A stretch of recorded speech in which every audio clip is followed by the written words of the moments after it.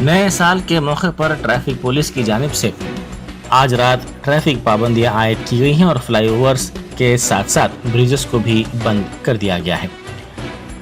बेगमपेट और लंगर हाउस के सिवा शहर के तमाम फ्लाईओवर्स इतवार की सुबह के अवलीन सातों के दौरान नए साल के मौके पर ट्रैफिक के लिए बंद रहेंगे। नए साल की तकारीब के पेश नज़र शहर के मुख्तलिफ मुकामात पर इन फ्लाईओवर्स को बंद किया जा रहा है। साथ ही हिमायत सागर और अतराफ के इलाकों में बाज़ ट्रैफिक पाबंदियां आयद कर दी गई हैं। NTR मार्ग, नेकलेस रोड और अपर टैंकबंड पर गाड़ियों को जाने की इजाज़त नहीं रहेगी।